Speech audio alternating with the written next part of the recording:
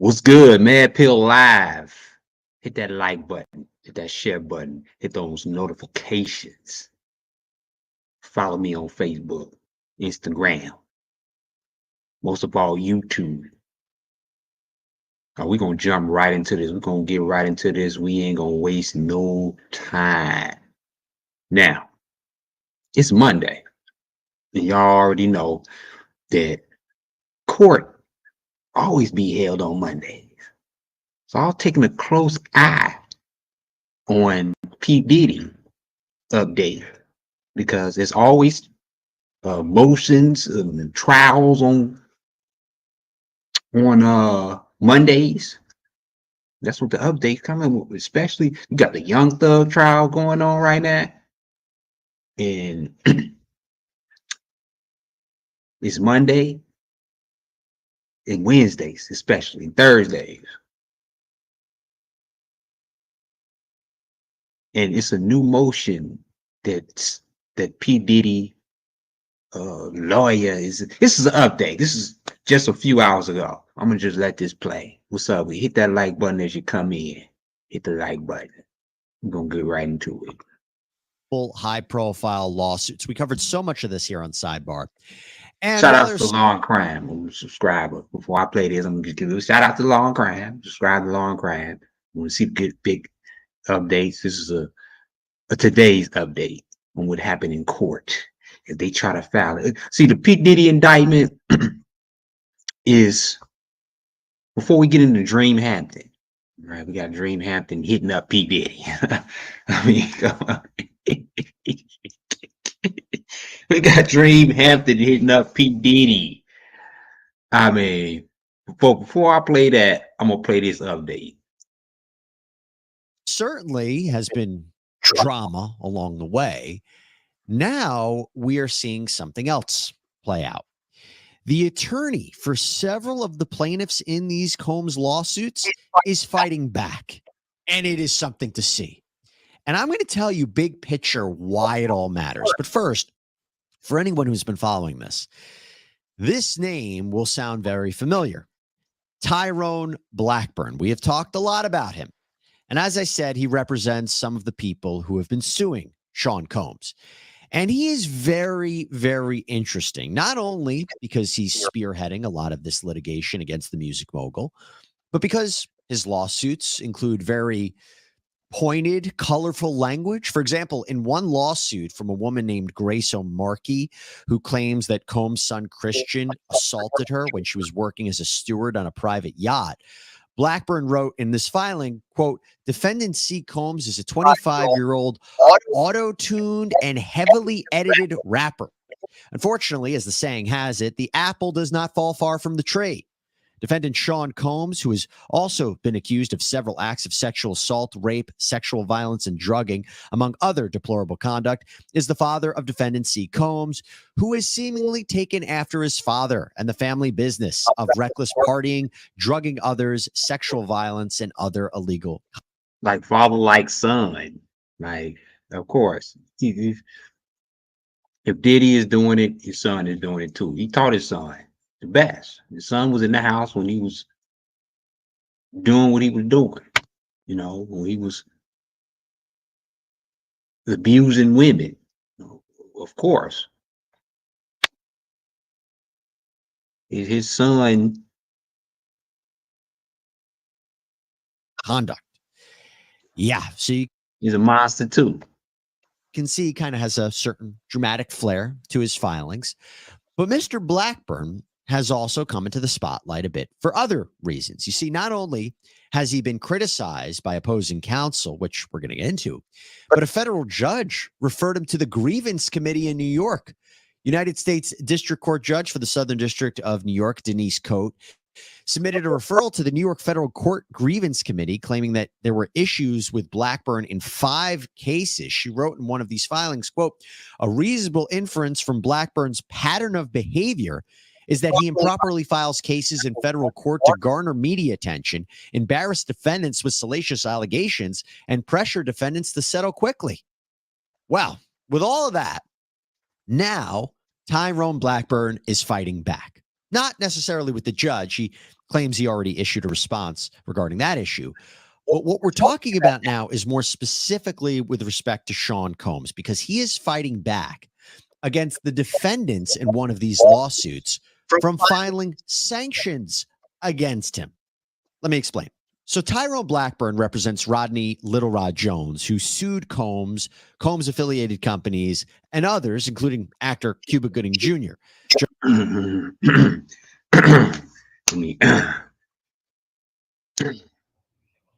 Right, we forgot about Cuba Gooding Jr. See, Cuba Gooding Jr. slipped up right up under the rug. Cuba Gooding Jr. was we're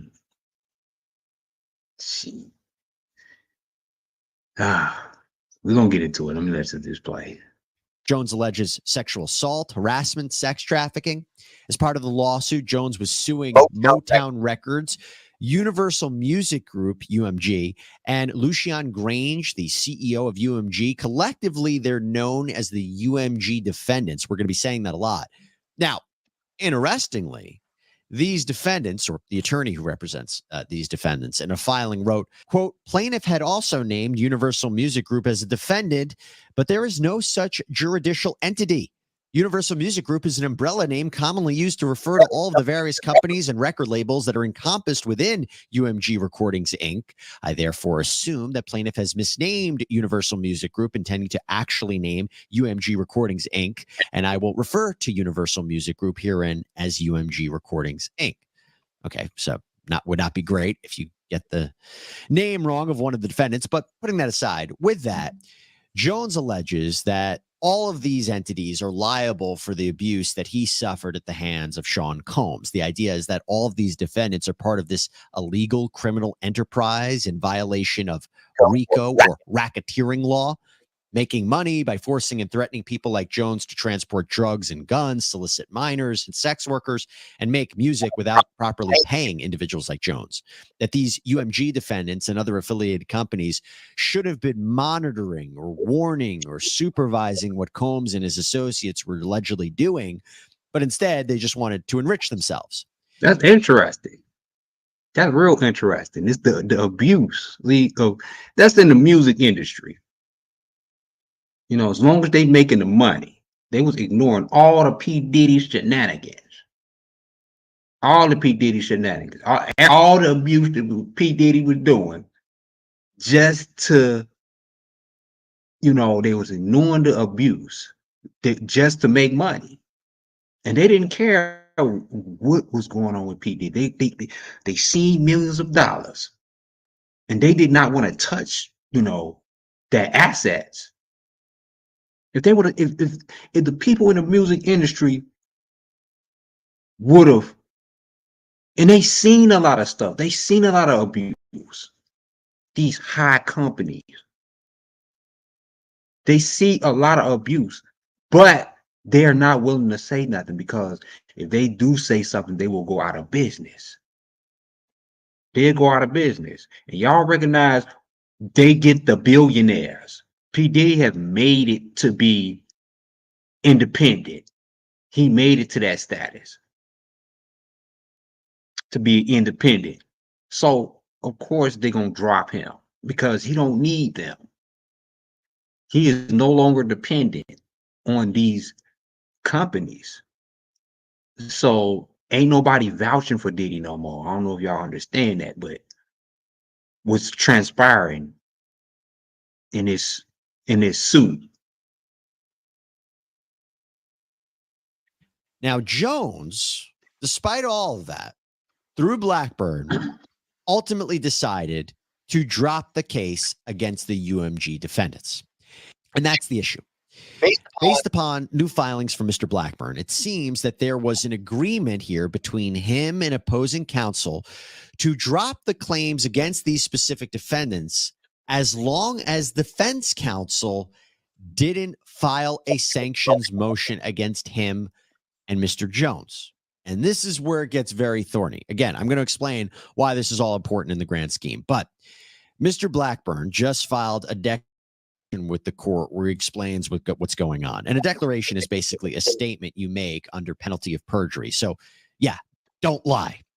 Now, in his own declaration, Blackburn wrote, quote, on May 10th, 2024, I emailed Donald Zakarin, counsel for the UMG defendants, to inform him of the plaintiff's decision to dismiss the case against them. I sent Zakarin my proposed notice of dismissal. Zakarin insisted on drafting a completely different notice of voluntary dismissal and declaration. I filed the document prepared by Zakarin as an extension of good faith. Now, when you read this document, it seems that Blackburn is agreeing that there is no legal or factual base for the allegations against these UMG defendants. Wow. Why?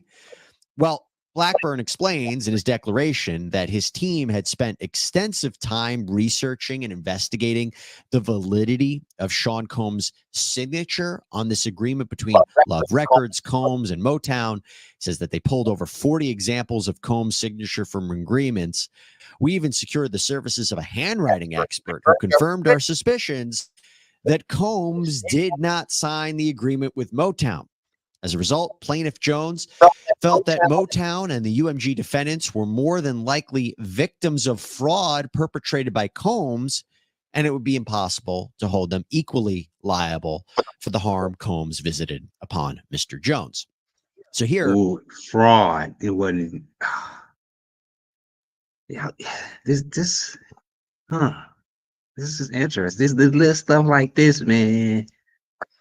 Blackburn appears to be saying we did more research into this connection between the rebels and Combs and found that they might actually be victims of a law. Shouldn't be on the hook for what Combs allegedly did. I think it would also be a question of if you present that at trial, perhaps a jury would find these defendants sympathetic, and they might, and Jones might actually lose. So Blackburn says we discovered all this. Now he says before we discovered all this, Mr. Zakarin had filed a notice that he'd be asked. Okay, let me get this straight. So Puffy forged his signature. I mean,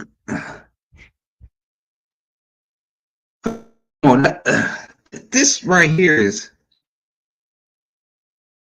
So he was on his square, not to sign anything with Blue Jones, because the thing about it, when you are doing wrong, you kind of like cover your footsteps for the future and make sure you don't have any type of traces. This is why they saying that he might lose this. He might lose the lawsuit against Diddy because Diddy was clever. Asking for sanctions against me, Mr. Blackburn, and my client, Mr. Jones. And that is a big deal. When we talk about sanctions, we're talking about monetary penalties for some egregious behavior. Here, Zakarin is asking for sanctions pursuant to Rule 11 under the federal rules, which basically says you can't file a pleading or a motion or a paper for an improper purpose. You need to have some basis and support for what you're alleging, basis in law and fact. You can't file frivolous claims or arguments. That makes sense, right? You can't use the legal system as an unfair weapon. So Zakarin is claiming that Mr. Blackburn made a lot of wild accusations in Jones lawsuits that weren't necessarily supported by facts or evidence. And this complaint was filed purely to harass and defame the defendants and to garner media attention for Jones. And this motion that was asking for sanctions against Blackburn and Jones included a sworn declaration from Zakarin. And one of the things he says is, quote, I sought at the very outset of this case on March 4th, 2024, to explain to Mr. Blackburn that his allegations against UMG were factually baseless and that there was also no legal merit to the claims. Had he conducted a proper examination the facts and the law, he could not have filed the FAC, First Amended Complaint, which would have spared my clients the hundreds of thousands of dollars in unnecessary legal fees and expenses that this action has now cost them. In one of the filings, Zakarin explains, you claim that Sir Lucian Grange and Miss Habtemariam, that's Ethiopia Habtemariam, the former chairwoman and CEO of Motown, visited Combs' homes in Los Angeles and Miami in the evenings, and both would disappear for hours in Mr. Combs' bedrooms. aside from the absurd oddity of the identical alleged behavior by two individuals separately on apparently separate occasions, the entire story about their attendance at any events at Mr. Combs' homes or any listening parties is completely fabricated. Sir Lucian Grange has never been to Mr. Combs' homes in LA or Miami and never attended or sponsored any listening parties at any of Mr. Combs' homes and was not present at any writers' camps. Thus, everything alleged about both Sir Lucian Grange's supposed knowledge.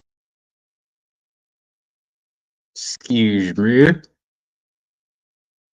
No.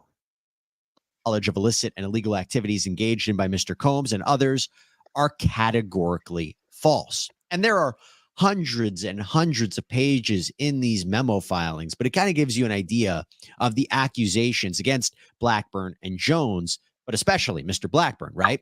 And there are also sworn declarations from a few of the defendants I mentioned, including Miss Haptomariam and Mr. Grange. And we're going to give you a sample of those. So in her statement, Haptomariam says, being falsely accused of criminal conduct is deeply upsetting to me. I did no wrong. I never saw or participated in any alleged racketeering enterprise, and I never saw, aided, or abetted or tried to conceal any sex trafficking activity. And Haptomariam claims that Blackburn offered to drop her from the lawsuit if she signed a declaration, but she says the narrative that he provided in that was completely false, so she refused to sign it. Lucian Grange provided a similar sworn statement, and right off the bat, he pointed out something very important. As the second amended complaint admits, I am a resident of California, not New York. As I will detail below, I engaged in no activity in New York whatsoever with respect to this matter. So that would essentially mean that there's a jurisdiction issue. He shouldn't be a part of a New York lawsuit. And he also says that, quote, none of these allegations are supported by a single fact. Okay, so now you know what the sanctions are all about. We now have to talk about Monday, because on Monday, Mr. Blackburn fired back at Zakarin in his own hundreds of pages. Even the exhibits have exhibits. So again, we're going to give you an overview. So Blackburn, in his declaration, says, look, we received this email from opposing counsel back on April 26, 2024. That email, by the way, is included in these filings. And in that email from opposing counsel to Blackburn, it says, quote, you have 21 days to withdraw all claims asserted against the UMG defendants with prejudice, meaning you can't refile the claims. Your failure to do so will result in the filing of this motion with the court. So that's what, May 17th, 2024. Blackburn says, we did that. We filed the documents. We dismissed the claims. We thought we were in the clear. But Blackburn says Zakarin double-crossed us by filing a revamped version of the Rule 11 sanctions motion anyway. Blackburn uses words like unethical gamemanship, double-crossed, disguised, all to describe this alleged move by Zakarin. He makes the claim that Zakarin tried to disguise this as a motion under a different statute, but it's basically the same thing. Which, by the way, is maybe not that surprising that Zakarin did this, because in an email to Blackburn, Zakarin wrote, you seem to believe that having filed 3 separate complaints over the past 2 months, each of which some of y'all don't know what the hell is going on. But those who really want to follow this case, you know, and get updates about P. Diddy, this is the day, the P. Diddy update. I'm just showing this clip before I get into Dream Hampton, how Dream Hampton reached out to P. Diddy. Filled with offensively false accusations of criminal conduct that you either knew were completely false, or as to which you were completely indifferent to whether they were true or false. You can skate away unscathed by your conduct simply by proposing terms on which you would dismiss the current version of the complaint with prejudice. You appear indifferent to the harm you and your client have caused to completely innocent people and companies. But Blackburn goes back to say, we agreed to dismiss the claim so you wouldn't try to sanction us. And Blackburn states, look, I honestly should have known better than to believe that Zakarin would act with integrity Blackburn then goes on to defend himself, saying he didn't act in bad faith when he filed this lawsuit against the UMG defendants, that this lawsuit was instituted because the UMG defendants knowingly conducted business with Combs, whom they knew or should have known was a violent, deceptive, morally flawed individual. He says this lawsuit was not instituted for some improper purpose, but rather for the very legitimate purpose of recovering damages for the UMG defendants' reckless. Sort out professional. If you've been injured, Oops, I tripped. And this is all, excuse me. in a car accident, don't call an attorney. Use this AI app instead. Help.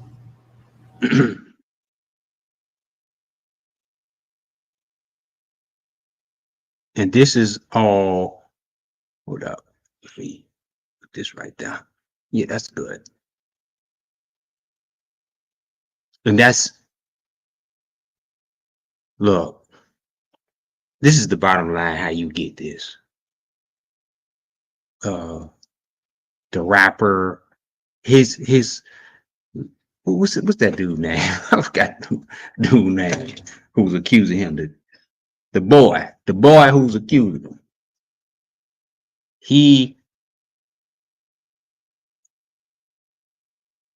His case is reviewed in motion today as the $30 million lawsuit, the other $30 million lawsuit, which against P Diddy,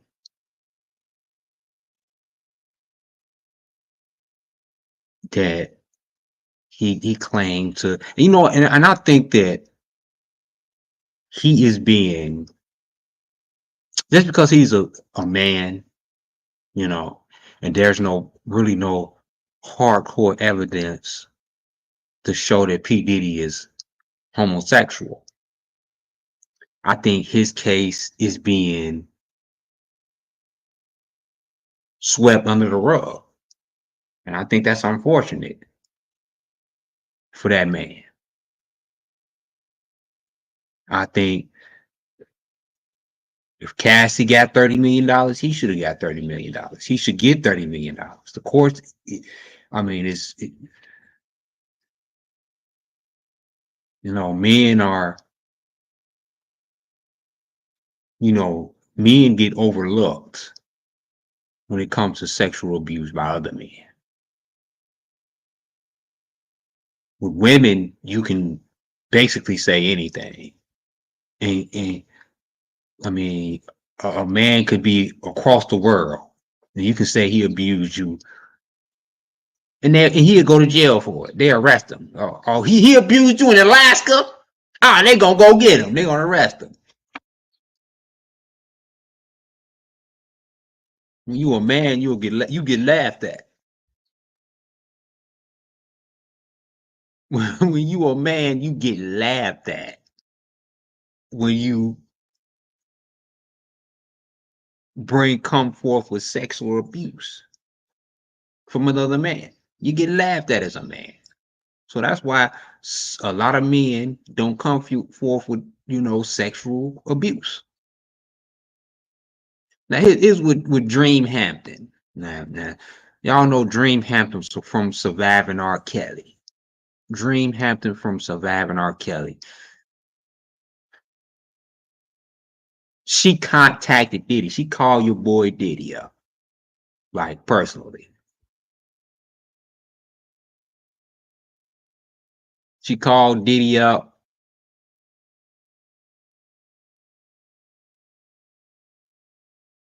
And I believe this was a move. Personally, I think this was a move for her game to making Surviving R. Kelly Part 2. Surviving P. Diddy. All from grace for Sean Diddy Combs. But now we move on to another update. Now, clearly, given the allegations against Combs, there are those who have made comparisons to disgraced R&B singer R. Kelly.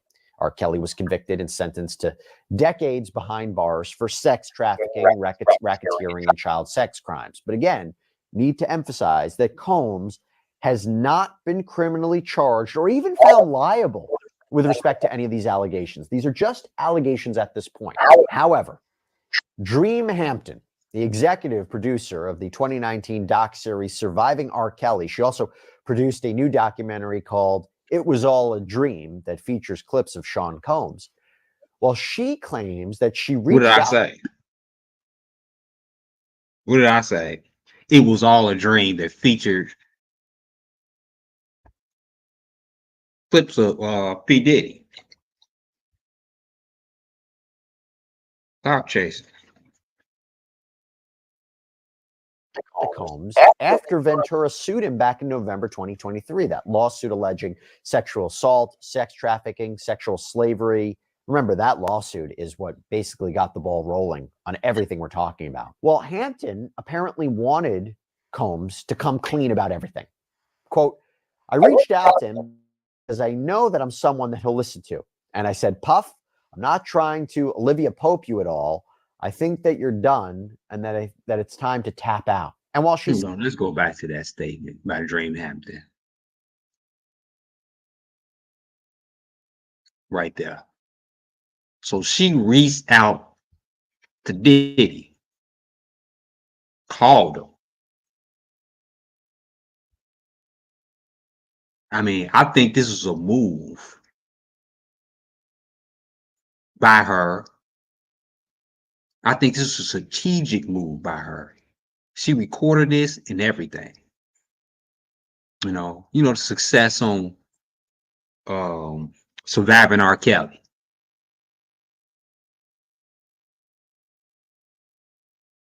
Right? She reached out to Puffy, recording and all. And this was the biggest thing for her. You think Puffy was going to respond back to her of all people? I mean, come on now. He already knew what she was on.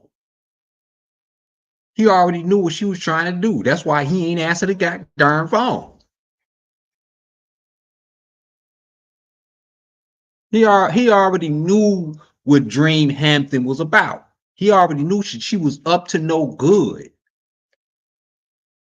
Like she reaching out to him as a genuine friend. Oh, yeah, I know he gonna listen to me. You ain't no genuine friend. You a snake.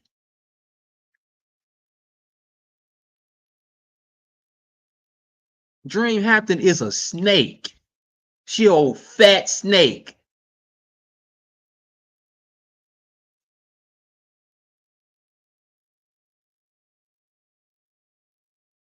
And you claim it to be Puffy trusted in, like she said, Puffy is a friend of her, a good friend of, and she reached out to Puffy.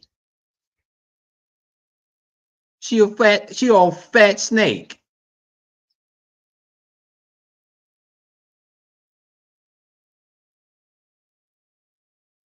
And that's what she all about. Surviving R. Kelly was a mess.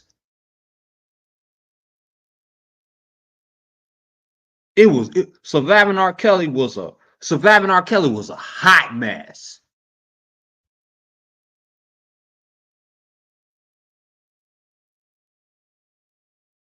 And she used her producing, and you see here a whole lot of stories about Dream and the people who don't like her, and who's the victims in Surviving R. Kelly. She a snake. That was supposed to be her boy, her friend. And you can tell behind all the mess of Surviving R. Kelly that she wasn't. This wasn't a genuine phone call. And Puffy already knew. Puffy knew that Dream Hampton, of all people, reaching out to me, not to answer the phone, and he didn't. Like, come on, come on. You see Dream Hampton on the call ID, you think that's a trap? Are you serious? He did. Boy, oh boy, how dumb can she be? Like, at least you could have called private or something.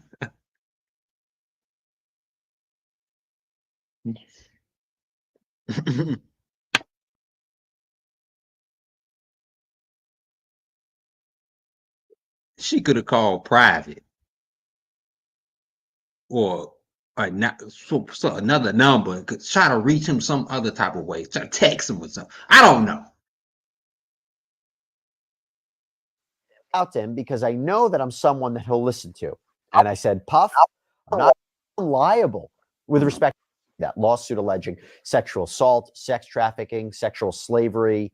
Remember, that lawsuit is what basically got the ball rolling on everything we're talking about. Well, Hampton apparently wanted Combs to come clean about everything. Quote, I reached out to him because I know that I'm someone that he'll listen to. And I said, A friend.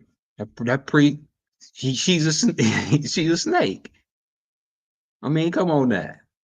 I guarantee you they talk about R. Kelly. You know, P. Diddy. He was whooping women and had his nerve to talk about R. Kelly. They probably was like friends. They probably was best friends. They probably talked a lot.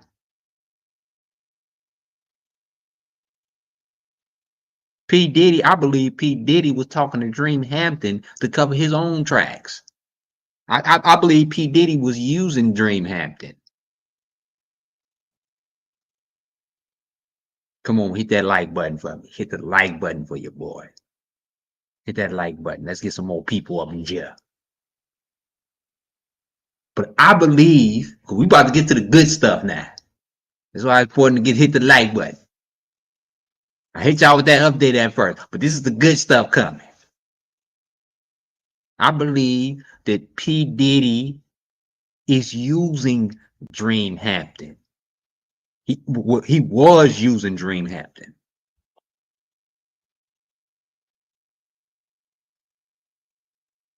He made sure he talked to her. You know, kept in contact with her, put on a facade.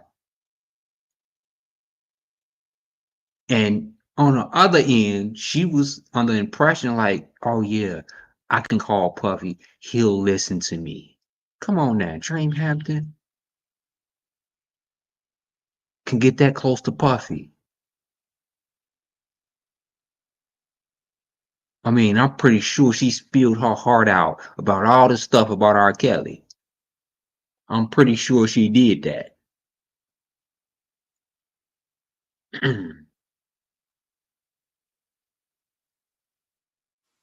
said, Puff, I'm not trying to Olivia Pope you at all. I think that you're done and that it's time to tap out. And while she says, look, I hadn't seen him been violent before, she says that's very natural because men wouldn't beat their partners in front of other people.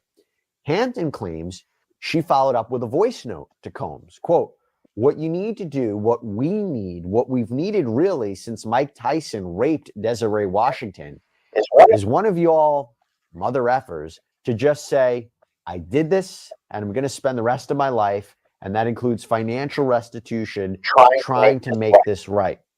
Wow. She left this on his voicemail.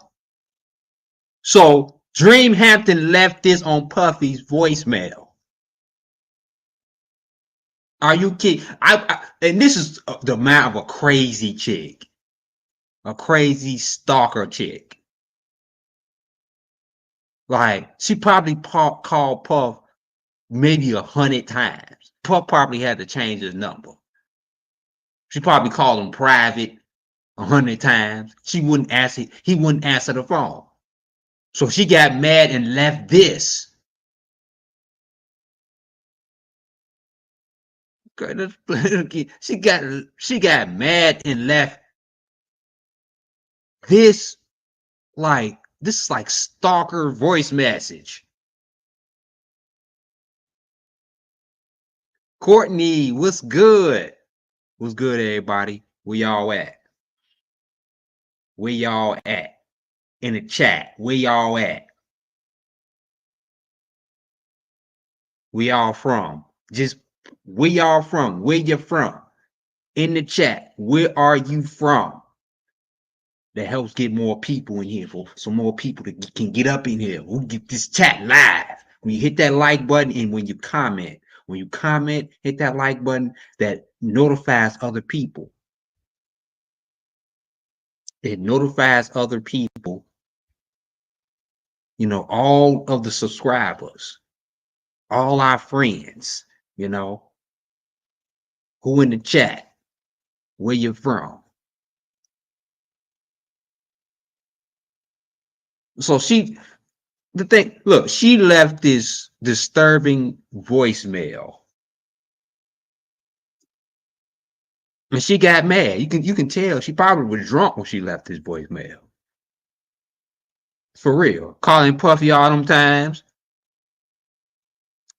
Reba was good.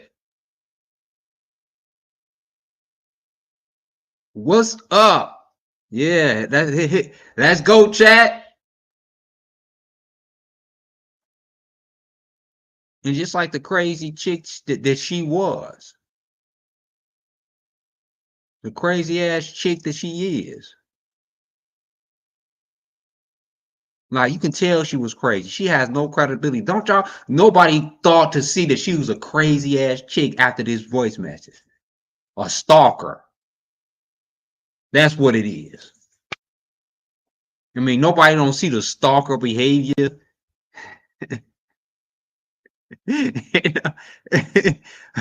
Nobody don't see this stalkerish behavior inside of Dream Hampton. She a stalker. She got mad because P Diddy wasn't answering his phone. She crazy.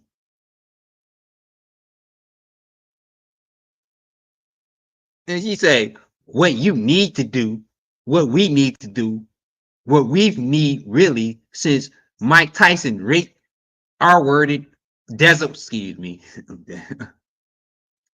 Washington is one of y'all explicitive ninjas to just say, I did this. I mean, come on now. How you going? I'm going to spend the rest of my life, and that includes financial restitution, trying to make this right. She's a stalker. That's that stalkerish behavior right there.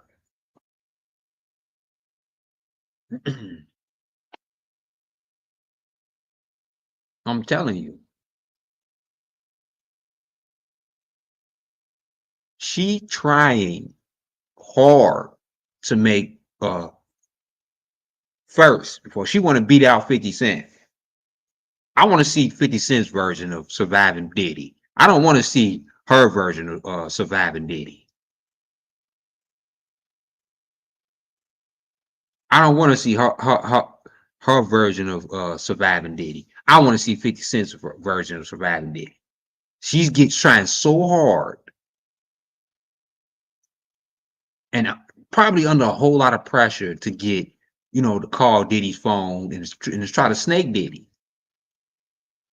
Yeah, P Diddy is guilty. Yeah, but at the same time, she's trying to do the same thing she did with R. Kelly against P Diddy.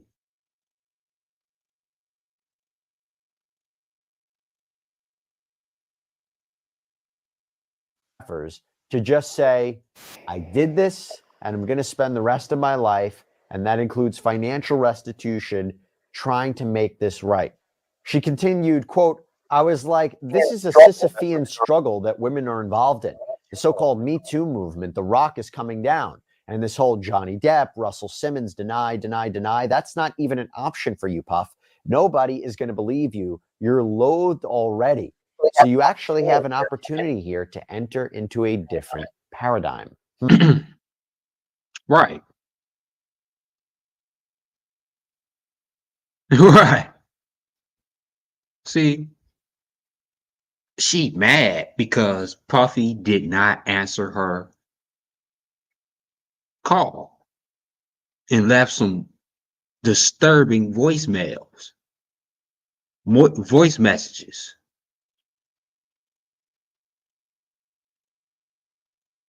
Now, if y'all don't know about Dream Hampton, Dream Hampton has started the Me Too movement.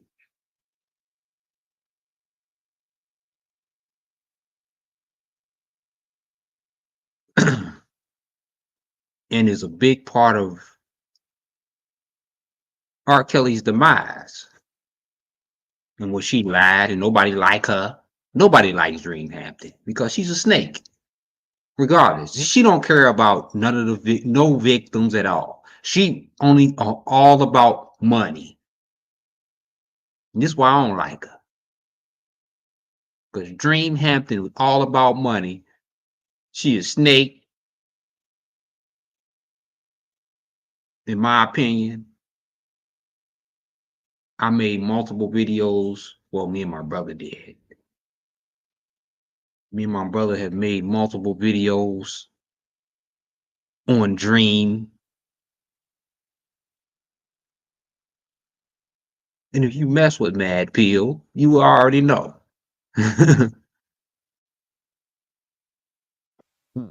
Very interesting take from Hampton there. From a legal point of view, it's not surprising he didn't admit to anything. Again, these are all allegations, but even if he did do everything, he's trying to fight this in the court of law. So he wouldn't have an advantage to ultimately admit this, especially if he felt that if he admits to one, more lawsuits would come down the pipeline. But anyway, that's the legal point of view. From an ethical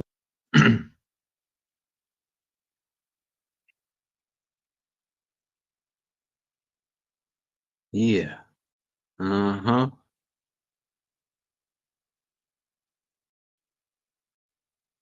Yep. Y'all continue to hit them like buttons. Continue. Continue to hit them.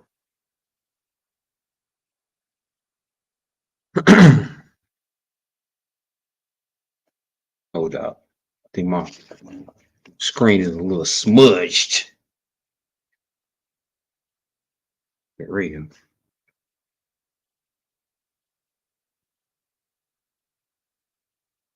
There we go. I think my camera is a little smudged. Let me wipe this camera off.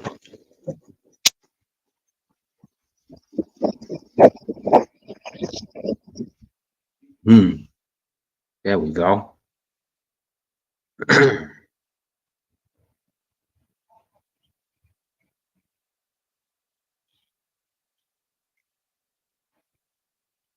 And that's an update on Diddy. What was going on with Dream Hampton? She's trying to get and endorse and promote another surviving series. And this time she wants it to be from Diddy. She's coming forth with all these voicemails that she left to Diddy. And she don't even know the truth. That's the thing about it. What makes her crazy and delusional is she don't even know the truth. She'd never seen any type of behavior from Diddy. She hit up Diddy because she was trying to hit him up for a confession. She's trying to hit him up for a confession. She had him take. Diddy was smart. He was on his P's and Q's. Like, oh, Dream Hampton trying to hit me up after all this?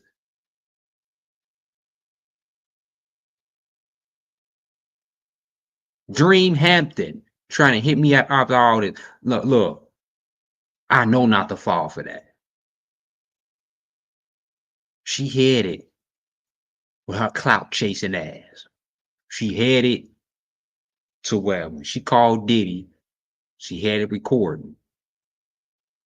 And she wanted to get a confession out of Diddy. That's what was on her voicemails. She wanted to get a confession out of Diddy. But when she failed, it was a failed attempt. Diddy wouldn't want nothing to do with her. She called crazy hundreds of times and left vile voicemails when she couldn't get Diddy to confess. And the whole point to get P. Diddy to confess was on her new series. Yeah, I got a confession out of Diddy. That's gonna get me millions of dollars. That was her meal ticket.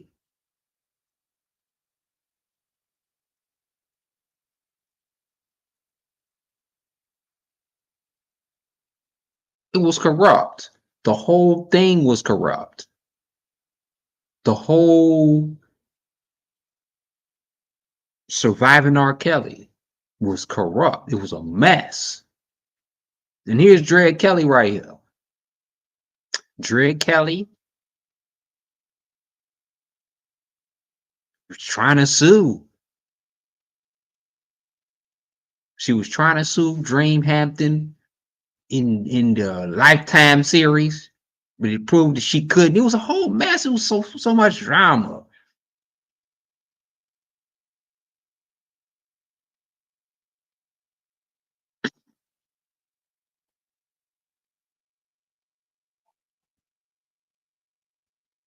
It was a lot of drama.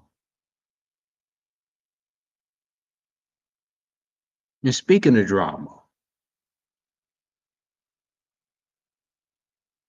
y'all know when Drea Kelly said happy people with her boyfriend in the car, whatever. No, man,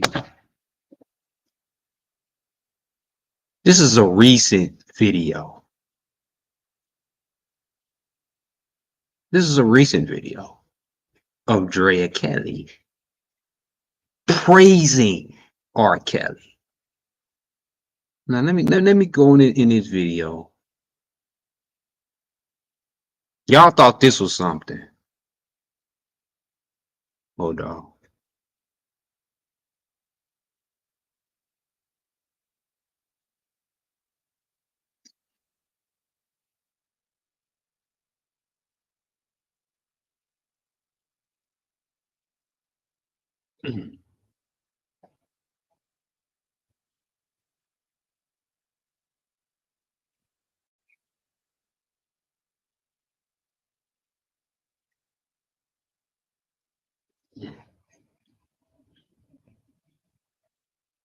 See, y'all thought this was something. I'm gonna play this like real fast.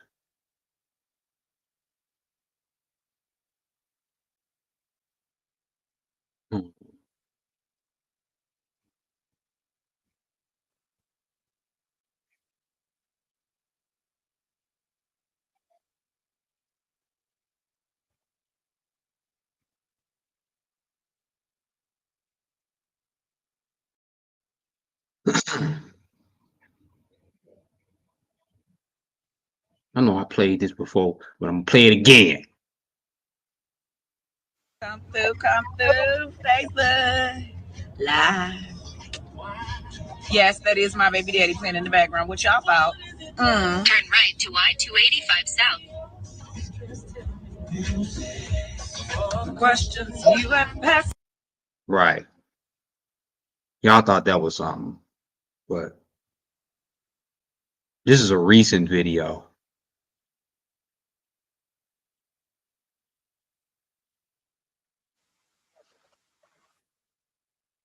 Hold up.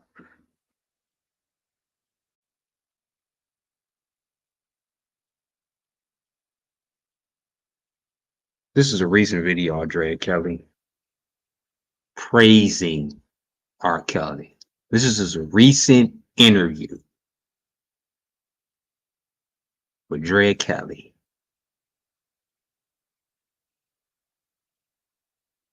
I've heard him speaking a lot more lately from prison, and it sounds like it's sad. It's sad. It's sad. It's sad. It's sad. How's it sad, Drea? When he's a monster. How's it sad? Because it showed that you still in love with him. You love that man. Drea Kelly loved that man. She loved R. Kelly. That's why it's sad. It's bittersweet. Past video I just posted a few days ago. Drea Kelly is still in love with R. Kelly.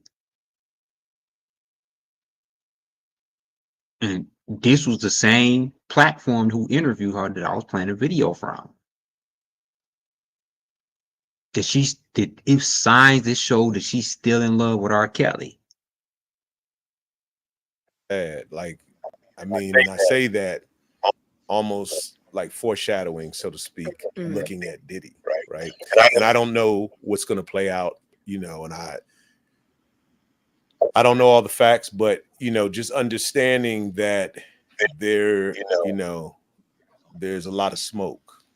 So somewhere there may be a lot of fires, and I don't know what that is, but a lot of our iconic, you know, brothers are seemingly crashing. You know what I mean? And yeah, well, you know, it's by design. What? I was waiting for that. It's by design. So this is Drea Kelly admitting herself that the brothers in the industry are being set up by design. Huh? How about that? How about you admitting that you may have played a part in setting up R. Kelly? Because Elvis Presley is still an icon, and we're going to leave that at that with your See, man, let me push this back because Elvis Presley is still an icon. Oh God. Oh, it's by design. Because Elvis Presley is still an icon, and we're going to leave that at that with your 15-year-old wife. And again, yeah, I'm not making excuses. no, I'm not saying it's speaking the on truth. any level. No. Jerry Lee Lewis Jerry Lee is Lewis, still an yeah. icon. Yeah. And the list probably goes on and on and on and on. And that's what I was saying when I made mention So of that. why do you care about R. Kelly's iconic future if you was a victim? Because again, right is right, wrong is wrong, Right. no matter the color. Does the victims consider? That's the thing about it. Does the victims of Elvis Presley consider Elvis Presley to be an icon? Huh? That's a difference than the victim saying it and everybody else saying it. Ethnicity, no matter what, right? But it's just seemingly in the way that it's perpetuated how much of a threat, because even if you're not participating in anything like that, you still look like them to the masses, and they will treat you accordingly, right? Because there's always been this inherent fear of Black people. Zillow helped me land this Airbnb listing. Yes, Zillow. Now here's the craziest part.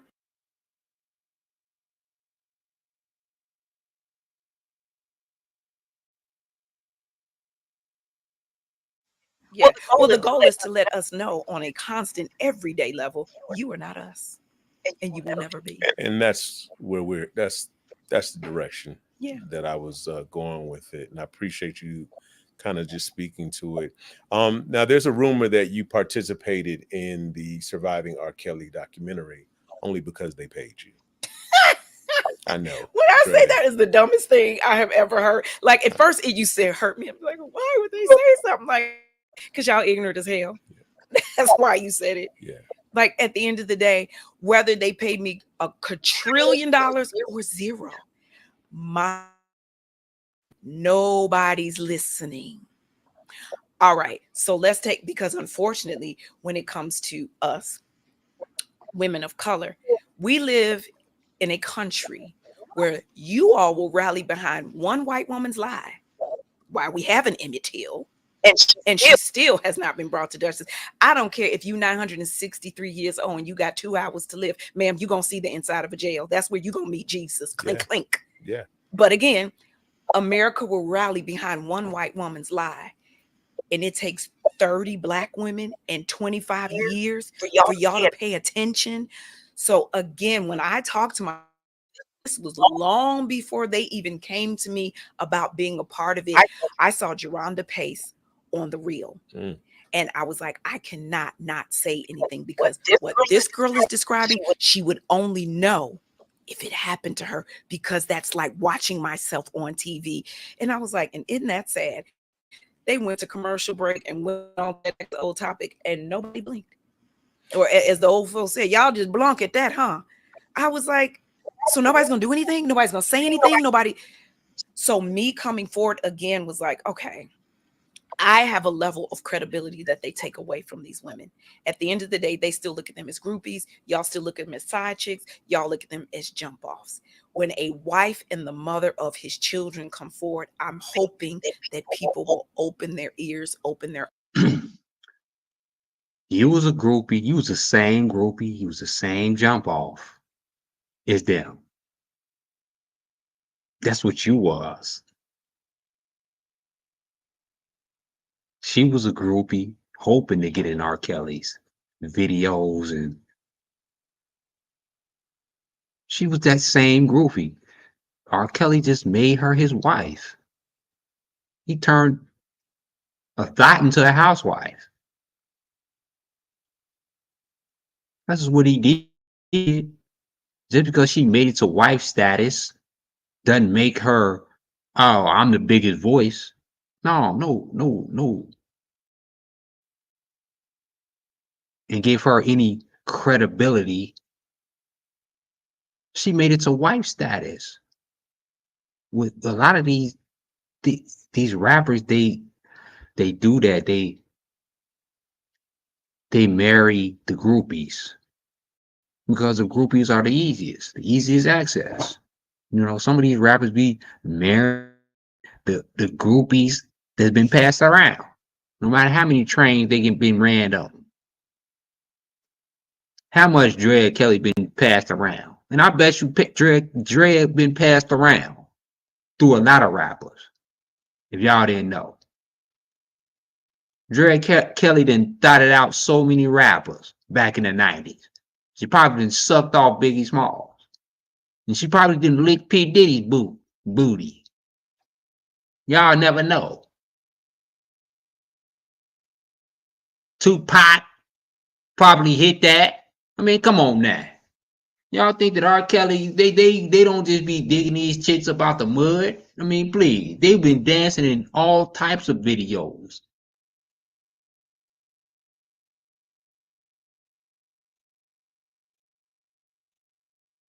Y'all don't think that just R. Kelly just hit that? Y'all crazy? It's multiple rappers. It's gonna come out in the future. They said they didn't tapped up Drea Kelly. And R. Kelly was the fool that married her. Because he seen something in her. You know, these rappers, they be liking these hoes.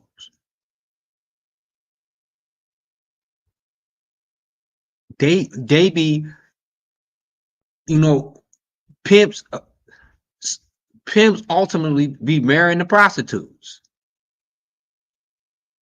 And this is one of the cases.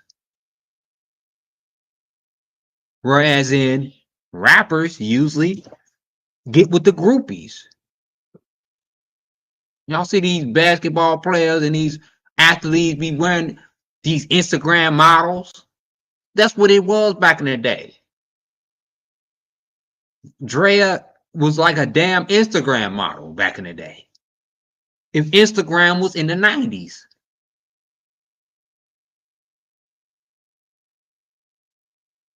This would Instagram would look back in the 90s.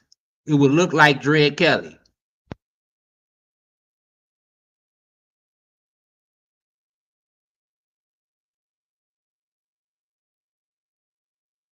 And this was the version of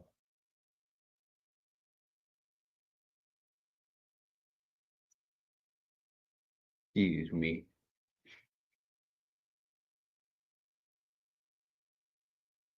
This is what the 90s will look like on Instagram. Imagine it was Instagram in the 90s. Oh man. Imagine if Instagram and Facebook would exist in the 90s, y'all. I mean, come on now.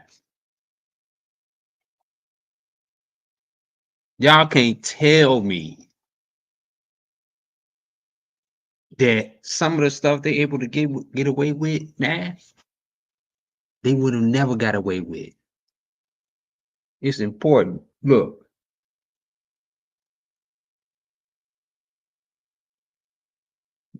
And these sophisticated cameras, like when women said that you did something to them back in the day, you can't say that now because social media, you got a lot of sophisticated cameras. Ninjas got, cameras in their house.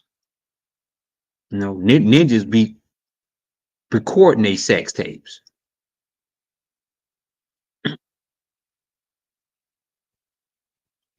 Eyes and pay attention. So if people think that was a money grab, I go work at Magic City if I want a quick money grab. Because I'm gonna make a whole lot more, a whole lot quicker with this body in Magic City than sitting and bearing my wounds, my scars, the darkness, the pain. Yeah. Like, what do y'all think's coming out of that? And at the end of the day, they have to realize him behind bars mean he's not making money. He's not making money means you're not paying child support. You not paying child support mean my kids are not being taken care of. But guess what? I will trade all of that if that means one more woman is not on a balcony ready to jump off of it. Y'all need to do y'all math, or as the old folks say, do your arithmetic, baby. It don't add up. But I knew at the end of the day, there's going to be some suffering, some pain behind this. But on the front end, it keeps a woman from suffering and pain. Yeah. Thank you for saying that. To our friends and family that comes to the Culture Club, Uncensored, we like to break bread. Rowing is boring and hard, but it's a full-body workout that engages 86% of muscles. That's why we designed a rowing experience that's so. What? Dre, I've been, I'm my family. We West African, so we seem to have had a lot of our guests trying some dishes with your African cousin. Okay. So I want you to go ahead and take the top off of that. We know you're vegan, right? Because I was about to say, I love you, babe, but if this is a goat, I'm running up out of here. Okay. It might come out, but it ain't for you. Right? Okay. So with this, I mean, I guess it's the rest of that interview.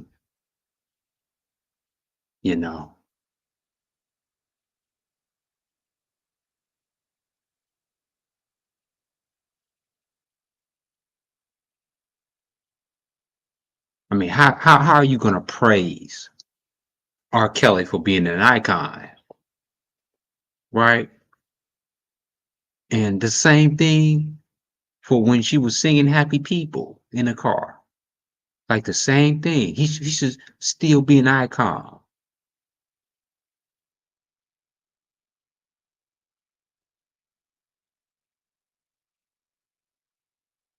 I mean, that ain't a liar. Like,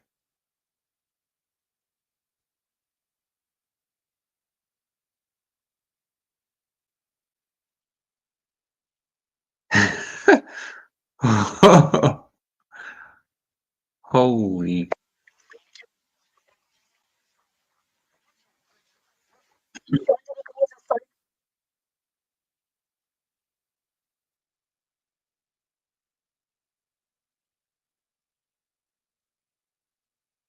And we're gonna get into the Rick Ross. This is an update on P. Diddy and R. Kelly. Y'all know we just did that P Diddy and R Kelly, but this is just the continuation of that video that I didn't finish a few days ago.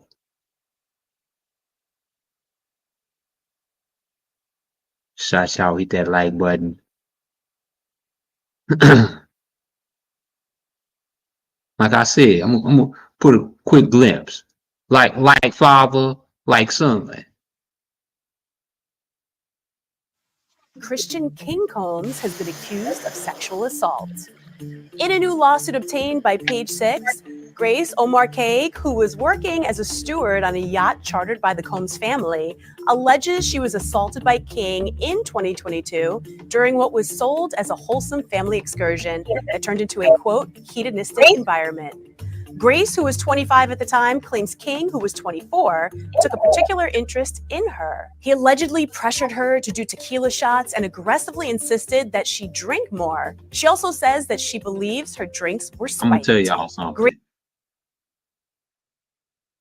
I'm gonna let them finish. Grace accused King of groping her in the complaint, and there's allegedly audio of the steward telling Diddy's son to stop touching her while kissing noises could be heard in the background. Grace also allegedly witnessed the Combs family party with a constant rotation of suspected sex workers and consume an array of drugs while on the yacht. Page Six has been unable to confirm the identities of the people in the audio clip. We also reached out to attorneys for King and Diddy for comment, but did not hear back immediately. Like father, like son. I mean, like father, like son. He used to seeing Diddy doing this. Diddy taught him the best. He raised his son to see those type of behaviors.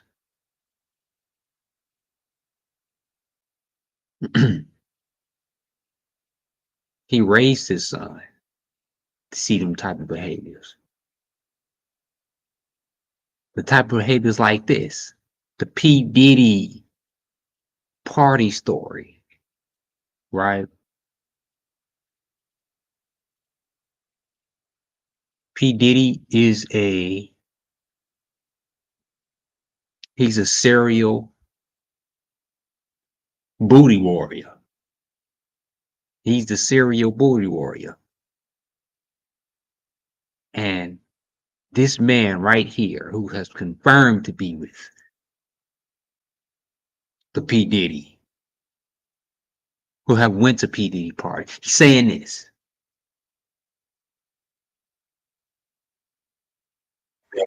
Bigger than P Diddy's white party in the Hamptons. And when I tell you the who's of everyone in the music industry was at these parties, the executives, the artists, the A&Rs, everybody, even some fans. So this is my story about going to 2 of those parties. Now this is only going to be my first time, and I'm probably going to try to save the next one for the book because it's a little extreme and I don't think y'all ready. But when I tell y'all what happened at this party shook my whole understanding of the music industry, my whole understanding of power and what it takes to make it in this country. Because everything into that point, I thought I knew what it was, but I did not. And I thought weird and freaky and crazy. I figured I knew what that was as well. I did not. Yo, buckle up, grab a drink, get some popcorn, whatever you gonna do. Get your popcorn ready. Y'all get a drink.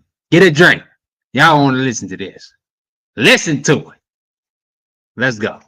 Because whatever you're expecting, it's going to be way worse than that. Way worse. It's story time. So, at this time, I was a young, aspiring rapper, but I had a good job. But I had bars, and I felt like I could be on a national level. So one of my part-time jobs was I was working for this booking agency called WeBookThem.com. And what booking agencies do is, you know what I'm saying? Let's say if you want to bring an artist to perform or a concert or set up something like that. So they're the middleman. So either, you know, you pay them, they hold the money. When the artists show up, they pay the artist. It's just a middleman to protect your money, make sure that the events go off with no problems, right? So in doing this, sometimes artists don't be having bank accounts, if that make any sense. So you have to be the middleman with cash So my friend, you know, Twan, who owns the company, he was in a tight spot. He had a lot of different shows going on that weekend, and he needed somebody to fly out and be the middleman for a performance at this party. Now, at What's good, Maul?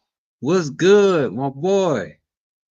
the time, it just said party. So we didn't know what it was. So I agreed to do it. I was supposed to hold like 40 grand, wait till the artist get there, get the artist the money, blase, contract's over, it's been completed. Now, the day before I leave, he gets all the information for the event. He's like, Tom, it's a white party. Now, at the time, wasn't a lot of people doing it like now. Now you go on social media, white party, white party, white party, white party, white party, white party, boat white party, kid white party. It's white parties everywhere. But at the time, nobody was really doing this. We had heard these parties was pretty lit, you know what I'm saying? So I was like, okay, cool. So I put together a little white outfit, da da da da da da.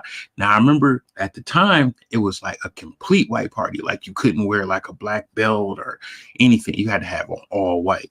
So I made sure I met the specifications, got the plane, flew to New York, right? So I get to the party. Now, I've been around celebrities. I've been in spaces with them, but when I'm telling y'all, like, so the way the party was set up, it was at like this mansion in the Hamptons, right? So you went in and it was like general admission, like, but it was still some movers and shakers in that part of the party. But then it tiered off. So like, as you went to different parts of the house, it was more people, but you had to have access to get back there. Now, listen, one rule of going to any party that's going to be tiered off with access, depending on who you are and who you know, you're going to need a pretty girl. Better yet, get you 2 pretty girls. So I already had arranged for 2 girls to meet me there, and I knew they had access to a lot of different things, right? They meet me at the front. You know, they walk in with me because I got a pass +3. And I'm just supposed to be meeting the artist, giving the artist the money. The artist is supposed to perform at this event. I didn't expect to meet anybody. I expected to like have like general access to this event, have a good time, get paid at the end of the day, get on a plane in the morning, go back home. I had to be to work Monday. I had a good job. Right. So as soon as I walk in with the 2 girls, you know what I'm saying? I'm looking for my contact. And so I'm looking. I bump into, look, for all intents and purposes, I'm going to change some names because I ain't trying to get sued. I'm not trying to get Tasha K by Cardi B on this platform. So I'm going to change some names so they may sound similar, but y'all going to know who I'm talking about. All right. Allegedly know who I'm talking about. Okay. All right. So I see the kid, well, the grown man who resembles Webster. Let's call him Bobby. Okay, I see Bobby. I see him. I've met him before. So I sort of like had a little rapport. So I saw him, hey, you know what I'm saying? Da da da da da da. And he's like, oh, you in here? Oh, we about to have some fun tonight. Da da da da da. Now I have some past things that has happened at parties that has happened that I'm known for, but I'm not that person anymore. Not at all. Not at all. I'm a refined person at this point in my life. So I see him. He sees the 2 girls and they like, oh, they, you know, so he takes me to the second tier. Still looking for my contact. I didn't see him in the first tier. So he takes me to the second tier of the party. As soon as we walk into the second tier of the party, I see, you know, let's just call her Auntie. Okay. She resembled Mamifa Franklin, if that makes any sense. Mamifa Franklin from. He talking in codes. Aretha Franklin. Is that what I'm saying in the chat? What is he saying, chat?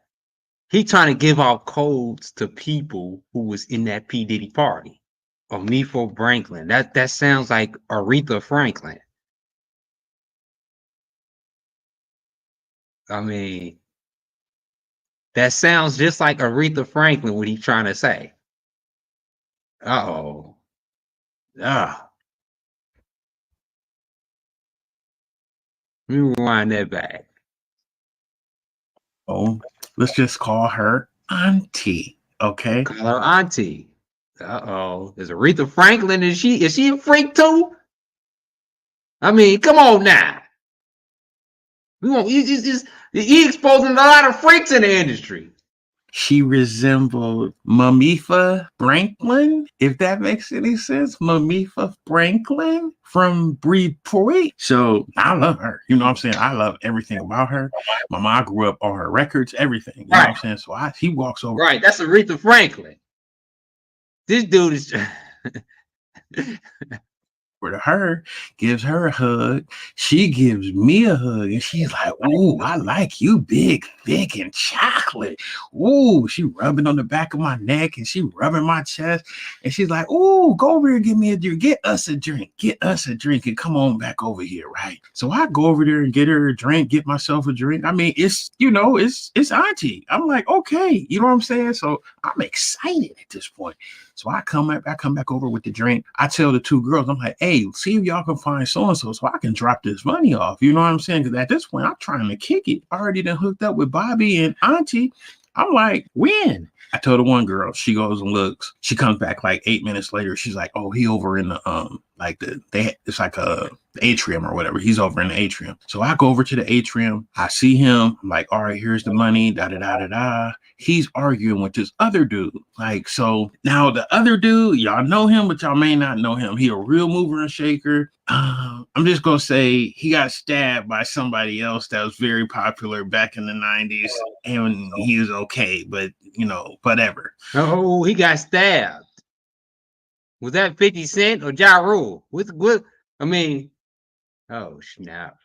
So they're arguing about something, and so I'm like, hey, let me, interject real quick. So they arguing, and so they look at me and be like, all right, you settle it.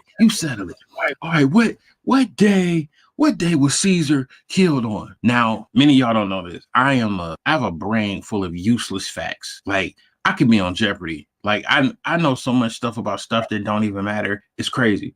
So I was like, yeah, the Ides of March. And it was like, I told you it was the Ides of March. I told you.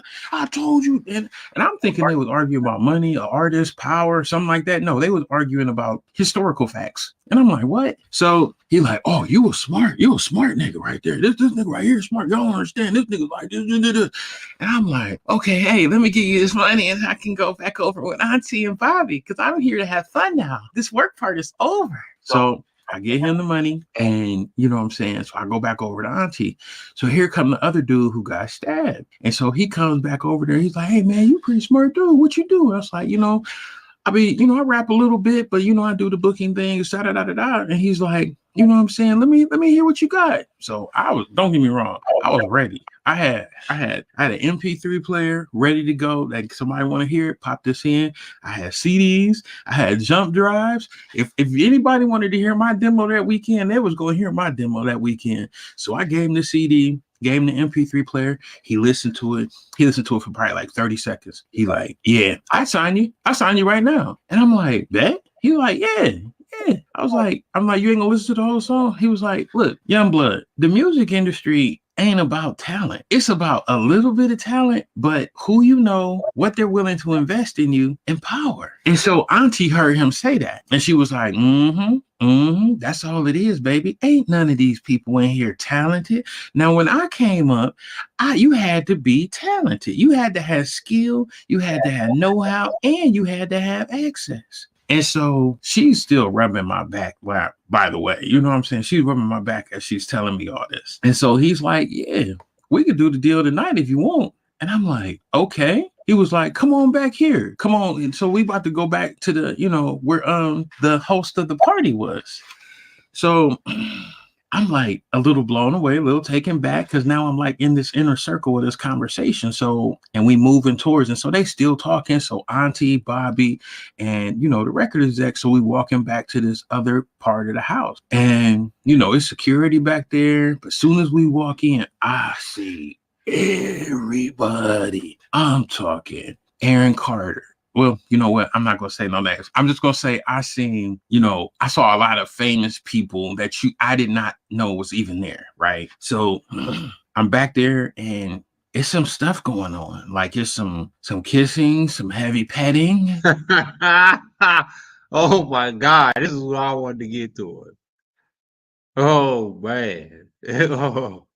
Some touching, some alternative things. You know what I'm saying? So as soon as we walk in, you know, I see this famous rapper from New York. Let's just say he rhymes, if you will. And he's sitting at a table and they doing lines, you know, of substance. Uh-huh. Telling on ninjas. I mean, come on now. He probably talk about Nas.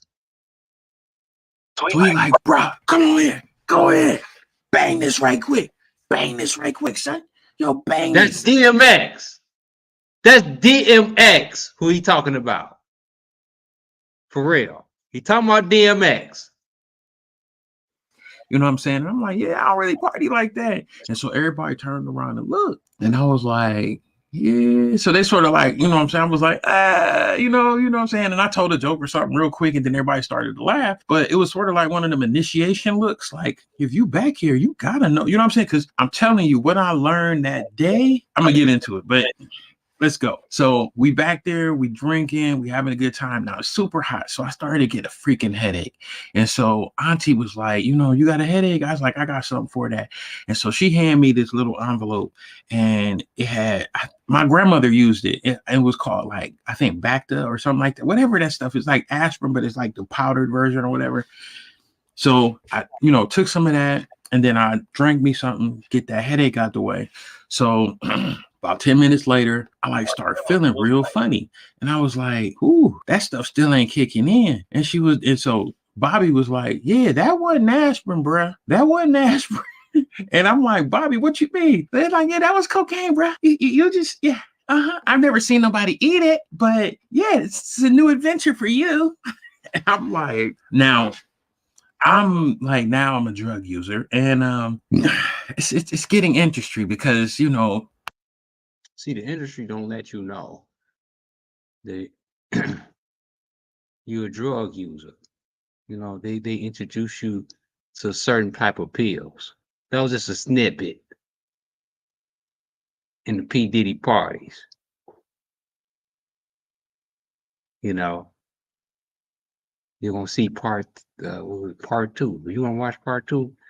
Yeah, watch part two. That's the end of part one. But watch part two.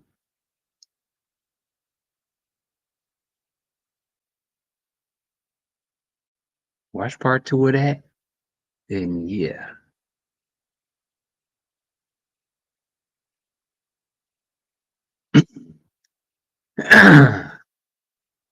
Yeah.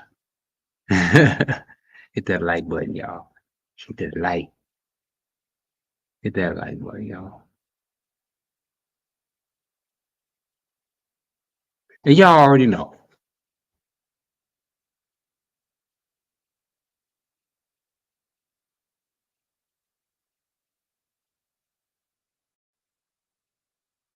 Y'all already know that this is a trusted news source.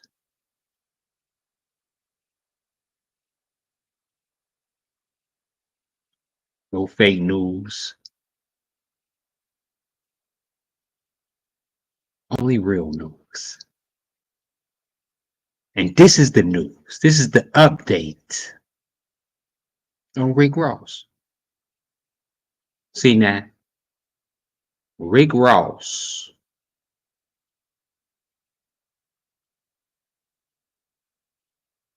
got slapped. Got whopped. Got whopped early this morning for being so stupid and to plan They Not Like Us in Canada. And this is Drake reaction. Boy, African woman, you're the one I adore. Happy Canada Day.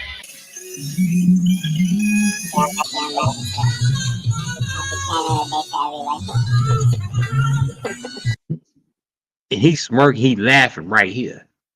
He laughing at what happened with Rick Ross. This is his response. Happy Canada Day.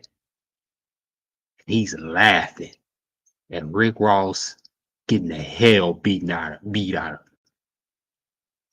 Rick Ross and his crew got his crew got knocked out. Like, if that wasn't the biggest loss in Rick Ross's, when 50 Cent exposed Rick Ross for being a correctional officer, this is probably one of the biggest losses since then. Serious, man. Serious, the whole country.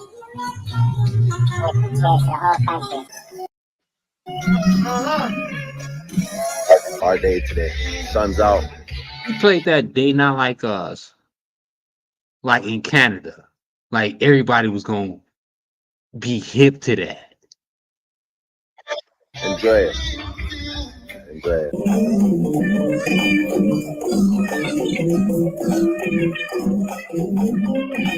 Drake virtually poking and making fun at Rick Ross without saying that.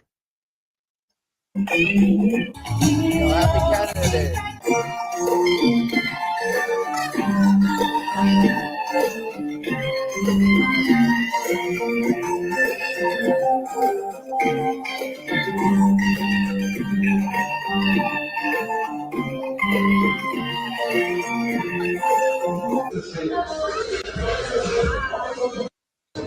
My brother's friend. Appreciate y'all.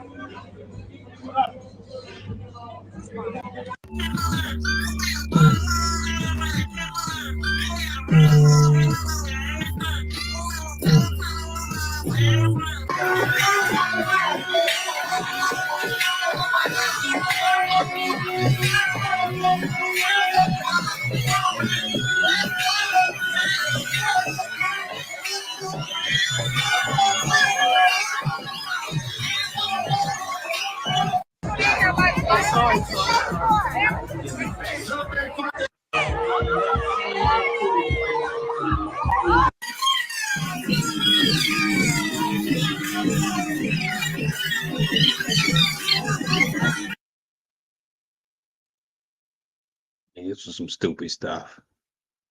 Stupid. Like, I'm ready for y'all to hear from here. Very unfortunate situation that took place in Canada. And I want to say to everyone, you know, that I hope that that brother made it home safely.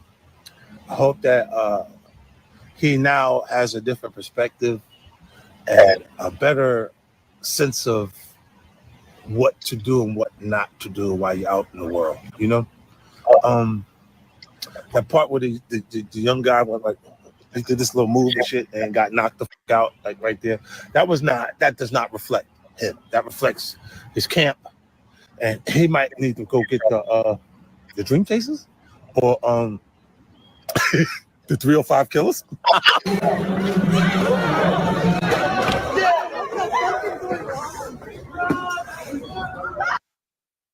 I can't show the video due to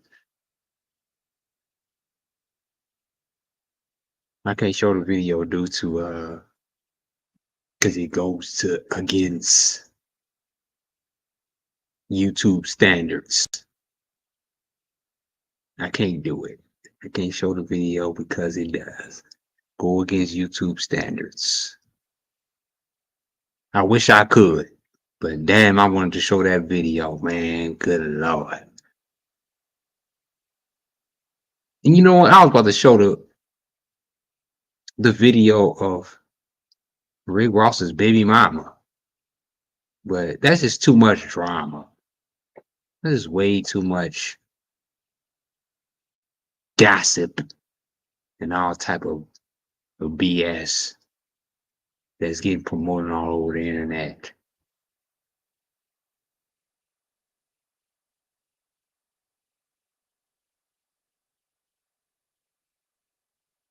Damn, the whole thing with the Drake and Rick Ross getting knocked out. I mean, Rick Ross was stupid. You thought those Canadians wasn't, you think just because they white Canadians, they ain't gonna found your dumb ass? You see, you think that just because they was Canadian and white, that they wasn't gonna found your dumb ass? See, this is what most black dudes be doing. They be underestimating. Oh, Canadian, they ain't gangster. Canada ain't gangster. I can just go in there and do it in the hell what I want to do and say what the hell I want to say. And to think that a ninja ain't gonna check you. Rick Ross has got it wrong. He went into Canada thinking he can play They Not Like Us. And he found out the hard way because he thought that they were just white boys, just suburban boys. They ain't gonna do nothing. He just walked through the crowd. He learned this a harsh lesson into thinking that's stupid. You got to be dumb for them white boys to think that they die hard. They cold. Look, they are Drake fans. Like, these niggas wake up bumping Drake. Especially you got white boys. Like them Canadians, them ninjas worship the ground Drake walk on. You don't think they ain't gonna ride for Drake? And you think just because they white boys, you could just go and say anything like they suburban boys? Them ninjas is hard. Them white boys, they hard as hell. They'll beat your ass. And that's another thing you ninjas from the hood underestimate. That them white boys will beat your ass.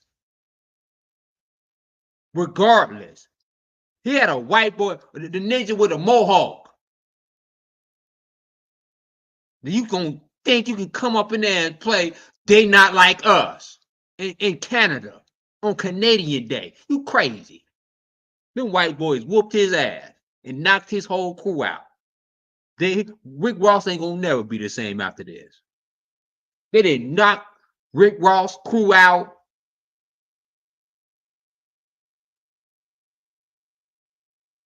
And I wish I can show this video. I wish I can show this video. Because this goes against community standards when I show this video. Rick Ross was out. I'm gonna show snippets. I'm gonna show some snippets. I ain't gonna show the whole video, but I'm gonna show some snippets.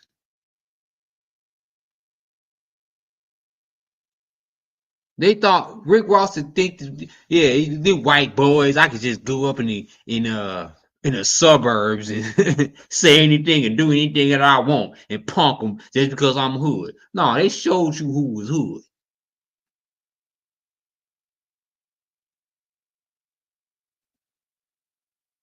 They knocked that ninja right out. Hold on, let me see.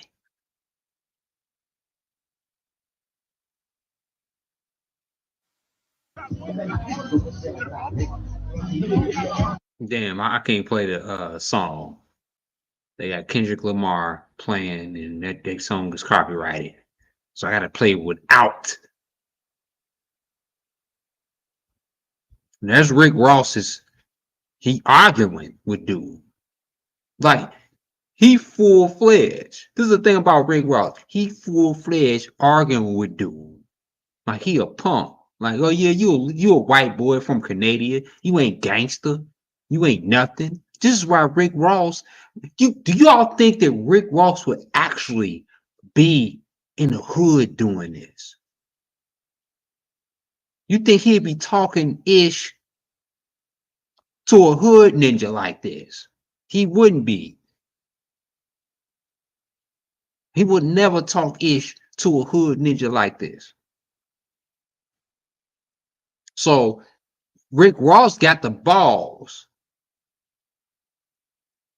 Rick Ross got the balls to talk ish to a ninja. He thought they wasn't gonna swing on him. Now this is where it is right here. See this nigga right here, this white boy right here with the mohawk. See, he underestimated. See, he's in Canada. And Rick Ross hasn't done his homework on Canada. Canada is rough. And that part of Canada that he was at, they didn't play no games. Them ninjas in Canada will slice your throat.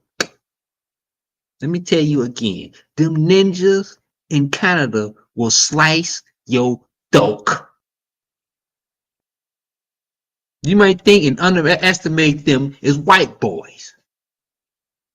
But those ninjas in Canada will slice your throat. They'll slice your throat wide open and they will drink your blood. And this ninja Rick Ross thinking that it in his head that he has the upper hand because he's hood and he's black. And he think that these white boys is just uppity and is gonna be scared of him. Them white boys wasn't scared of your nigga. They was not scared of you.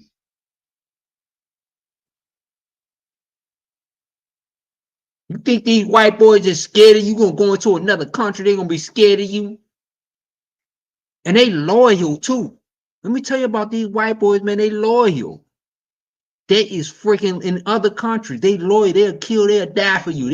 They'll run into the Twin Towers and explode. When you got that custom fan base, look, Drake already knew that them Canadians was crazy, and they willing to do anything. Because them boys will cut your throat and suck your blood. That's what Rick Ross has found out the hard way. He didn't think them boys was about that life. He didn't think that way. He didn't think those boys was about that life. So he felt, look, I'm telling y'all, ninjas out there, y'all gotta stop underestimating people as being soft because they ain't hood. You think they ain't hood. They ain't from your hood. They cut from a different cloth. These ninjas is on another level of killing. They ain't on your level of killing. They're on another level of killing. On some Jeffrey Dahmer-ish. Like, this is a Jeffrey Dahmer killing ass ninja right here. Who Rick Ross who came across. That was a Jeffrey Dahmer killing ass ninja. Y'all think that white boy with the mullet is a regular killer? No, he ain't drive-by shooting ninjas. He don't kill the same way you do. No. Nuh-uh. That nigga will slice your throat and drink your blood. That's the way he killed. Don't think that this ninja won't. That's just because he a white boy, he ain't gonna kill you. He ain't gonna slice your throat. No, he ain't gonna drive by shooting. He gonna slice your throat and drink your blood. That's like he a freaking vampire. These crazy ninjas that in every, you going into another country, you don't never know what type of killers that is out there. You don't know what type of killers there is out there. Because you think you can just go into another country.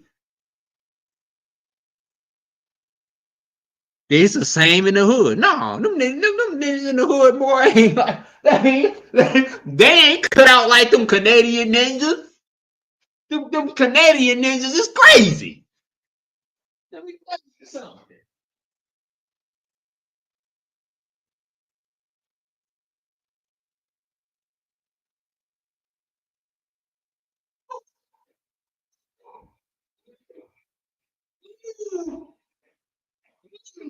Jeez. Hey, those Canadian ninjas is crazy. Them Canadian ninjas, they fucking crazy. They will kill you in different ways.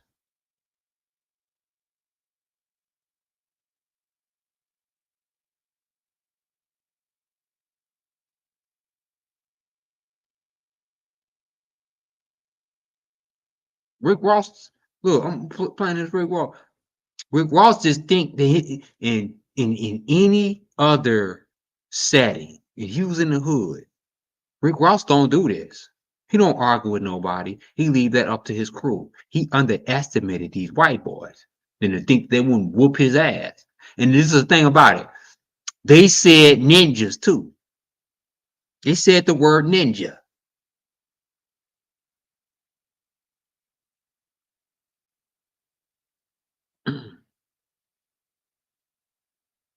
See, right here, Rick Ross, normally your camp wouldn't even be talking to regular people at all. But he thought that since he didn't think that this white boy was going to swing on him. He didn't think that at all. And lo and behold,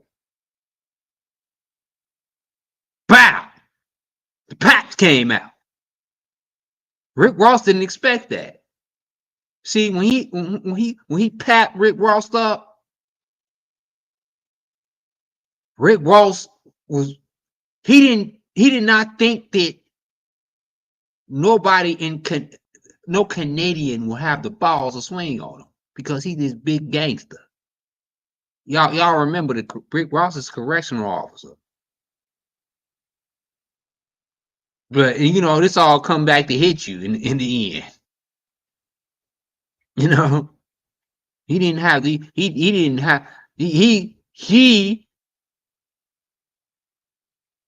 is Rick Ross. I'm the biggest boss, biggest gangster. Ain't nobody had especially a white boy from Canadian. That white boy showed him. Like, no, dude, bro. Dog, we cut throats down here. We don't kill the same way y'all do.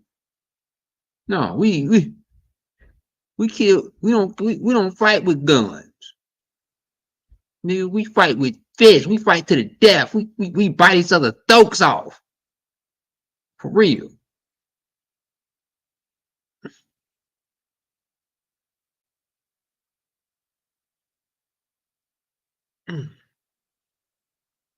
And I can't show the rest of this video. Bottom line, his crew got knocked out. They got knocked the hell out. And they was laying on the ground. These Rick Ross crew got embarrassed. Like they went up into Canada. They went into Canada thinking that just because it was white boys, that they was, they can punk them. And to say they not like us. Would you would have played They Not Like Us? Would you would have went to Compton and played a Drake this music? I don't think so. I don't think that he would have went to Compton. He did that because it was Canada. He underestimated those white boys and they whooped his ass. They beat the hell out of that dude and his crew. They whooped him.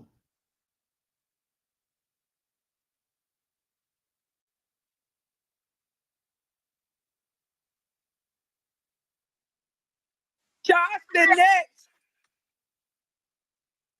That's your karma, bitch. That's your karma, hoe. Let me tell you something. Your plane was just a minute ago. You see what I'm saying? I'm so glad they knocked you into a seizure, mother. You must be on them Dilanthans heavy. Cause boy, you would have went to shaking. My heart started fluttering when I seen the person in the face because I thought it was you. I don't want. Lord, I was like, I know goddamn well. He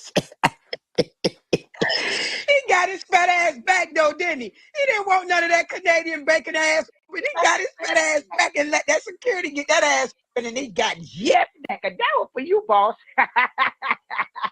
Universe, finish doing your motherfucking work like I said. It ain't over. Courtney, what's good? Bitch, big back bitch. Hey, god damn Sam. You out there fighting like that and that bitch ain't bought you a car yet?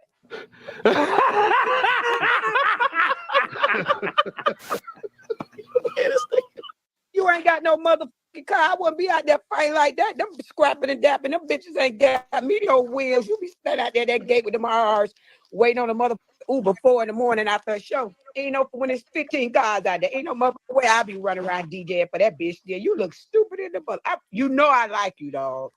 Y'all know y'all talk to me and confide with me when that bitch go in the back room or he gonna be around.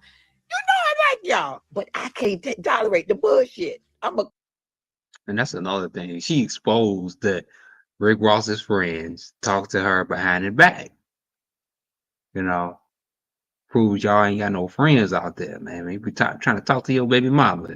You know what I'm saying? For real. Call it the guy. Y'all gotta go get some jobs, man. The doc hiring. You see, Fonzo done went over there and got him a motherfucking job, and he's selling his dunk. I don't know what y'all waiting on. Shit, go and get a job, man. That shit ain't working. That shit ain't working, bro. It's been going on too long, man. Y'all been working for that man this long. Y'all get y'all ass. What the? So you've been injured in a recent car accident, and you want to get a major check like this right here. Here's what you got. Man, jets and shit shouldn't be. It should have been 100 of you over there in Canada, bitch. I'm sorry. All that shit that fat bitch been talking about, make y'all think y'all can go over there with that bullshit. Like them Canadians don't motherfucking know karate and jiu-jitsu and don't carry and shit. Y'all bitches is crazy. That was a good one though. Get up! Like Meat Mill say, get up! That's all I was saying for motherfucking Kissy. Get up! Get up! Get up! Damn, dog. Breaking news. The whole MMG crew just got their ass washed. They just got their ass, bitch. I'm not lying. Go to academics. Y'all done woke me up with the bullshit. I'm like, why the fuck my phone keep going off like that? My WhatsApp, my text messages.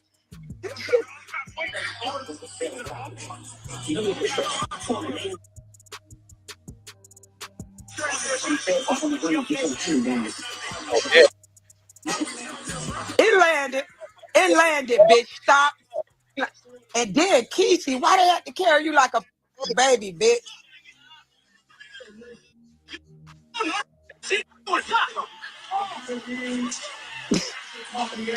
This Canadians calling them niggas. This shit is fuck. Look at this motherfucker, bro. They scrapping. Just regular ninjas, like, good lord. It's just regular ninjas, like them Canadian dudes, like who they call soft. That's who they underestimated. They didn't think them Canadian ninjas was gonna strong arm them like that. For real, them niggas was strong. Them Canadians, man, they be and young. This is the thing about Canadians. Y'all think they ain't hood, but in when they're young ages, they get karate classes and kickboxing classes. That's how they know how to fight. In the hood, you don't learn how to fight in the hood. Like you learn how to shoot in the hood. Like when they do in a nice neighborhood, they put their kids through kickboxing classes and I swear to God, in boxing classes and karate classes. That's why these ninjas be getting their ass whooped. That's why Rick Ross's crew got their ass whooped, because they thought they was going to get some suburban ninjas. Some suburban ninjas begin kickboxing classes and karate classes in early ages. Like they knew these ninjas. Rick Ross's dudes was just hood dudes, just smoke and drink all day. That's all they do. They smoke and drink and they fat. They wasn't fit like those Canadians. Those Canadians was fit. They was ready for it. Y'all don't think that they was ready for to go to war fencely? Maybe not gunly, but they was ready to go to war physically. And they can fight. Telling y'all, those suburban ninjas, they begin put through karate classes. They begin put through jitsu classes. They begin put through boxing classes. They know how to box. By the age of 6, they knew how to box by six when they were 6 years old. Y'all don't think that they just knocking ninjas out? Oh my God. These just can't be from Miami. This shit make Miami look bad, bro. I know motherfucking well. Y'all. Right. It made Miami look bad because when you go to China, you can't just challenge a nigga on a street fight and think that he weak because he Chinese. No, that nigga know jujitsu. That nigga will break you down. And this is what happened with the Rick Ross situation. That nigga got broke down. Him and his crew got broke down physically. If you go see the fight, that fight was ugly. They broke Rick Ross's crew down. Them Canadians, they whooped their ass and they was ready. They whooped that ass. They broke them ninjas down.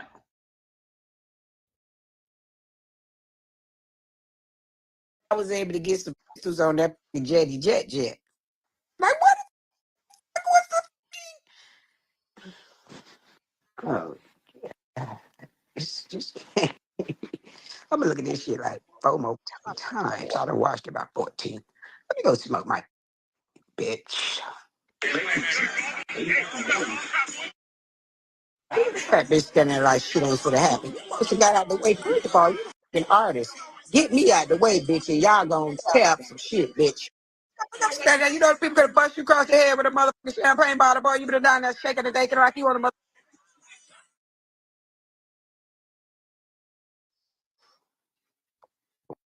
Well, your child got to see you getting your ass whooped. Damn. Oh, wow. The whole point is underestimation.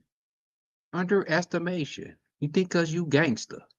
You think that you bigger and you can punk somebody. And that's the thing about what Rick Ross crew had to learn. That they ain't punking nobody. Them Canadians, they know karate. They know they got boxing lessons. Them niggas is ready to equip. You ain't coming with guns and drugs. No, you coming with hands. We talking about hands. We ain't talking about guns.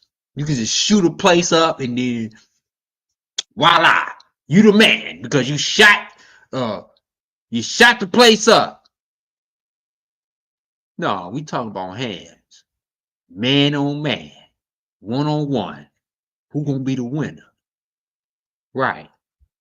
And I'm telling y'all, them suburban ninjas, and how most people raise their kids right now is through jujitsu. It's through self-defense. It's through boxing. Huh? Them ninjas knew how to box. And they knocked Rick Ross crew out. Security Rick Ross, they knocked the nigga out. I swear to God, y'all go back and look at the video. It was so hilarious. They knocked them ninjas out.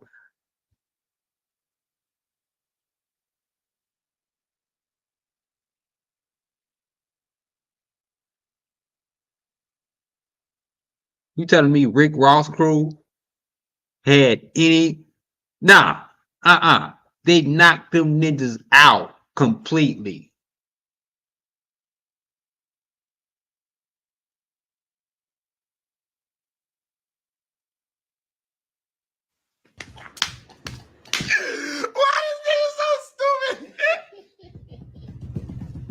That's what you get for not standing up for them, not being there for them. That ain't all ass whoopers you go mother get. They gonna wop, wop, wop, wop, wop. Yeah, fuck them up. Wop, wop, wop, wop, wop. Yeah, jack them up. Whoa, whoa, whoa, whoa. Whoa, whoa, whoa, whoa. Whoa, whoa, whoa, whoa. My people gonna get your ass. Something wrong with that bitch. Seriously, something wrong with this bitch. I don't know what's wrong with this bride. But at the same time, she is telling the truth. You know, she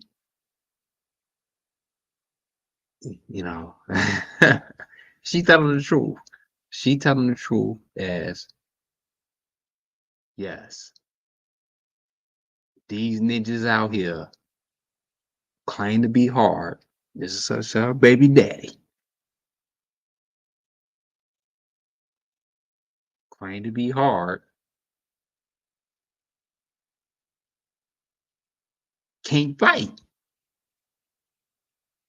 You can't fight.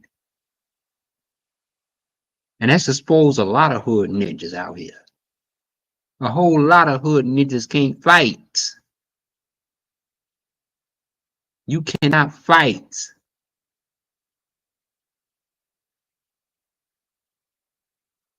Can you fight?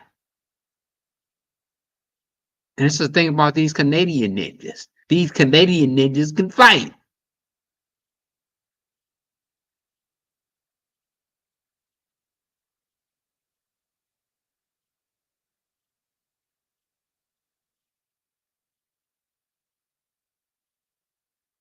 Hold on.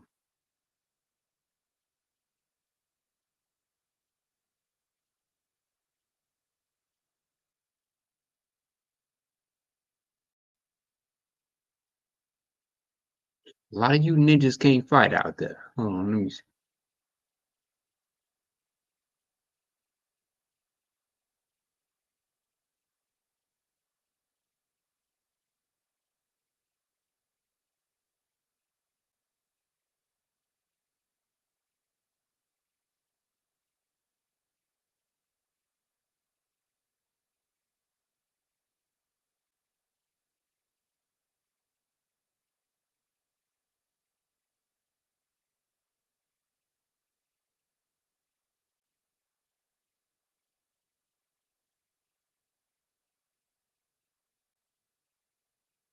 A lot of you ninjas can't even fight out there. Like, how the hell you gonna?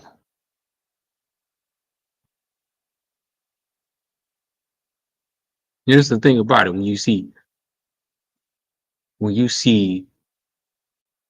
Canadians out there, you think they soft. Like them Canadians can fight, man. Them ninjas can fight out there, bro. Them Canadians can fight.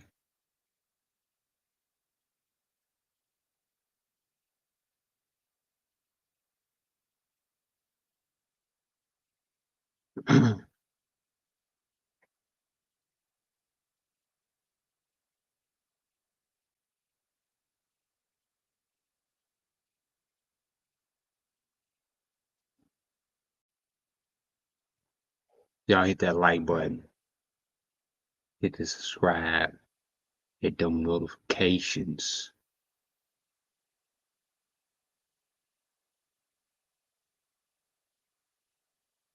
Appreciate everybody for joining tonight.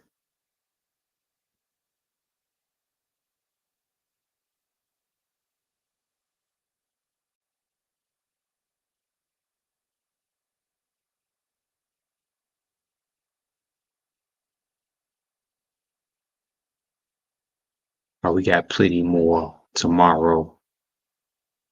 Just hit that like and subscribe.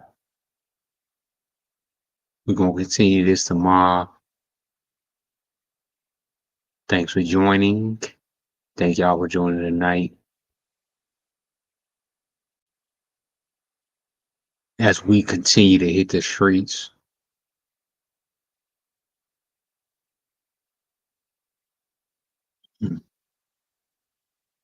As y'all know, we continue to hit this news.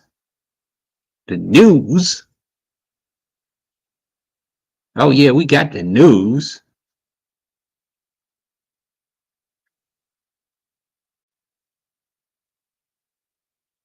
Hit the notifications, y'all. Ain't no fake news here. We got all real news. Ain't no fake news here. Everything that you see is real. Ain't no fake news.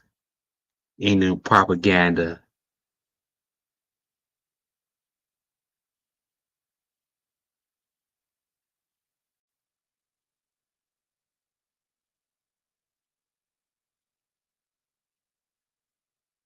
What y'all see is what y'all get.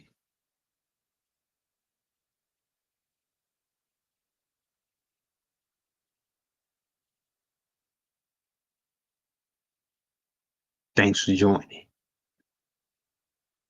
Reba, Courtney, Reba, Gerald Norris, I am boss. Courtney was good. Courtney.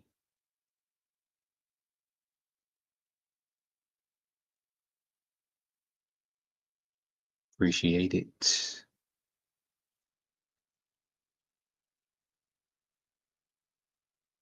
Oh, I got more. Tune in. Hit that like button tomorrow. I got a whole lot more. Hit that like button tomorrow. Tonight, rather, excuse me. Hit that like button. Hit that like button. I got more. I'm going to continue this. Appreciate y'all for joining. I'm out. Peace.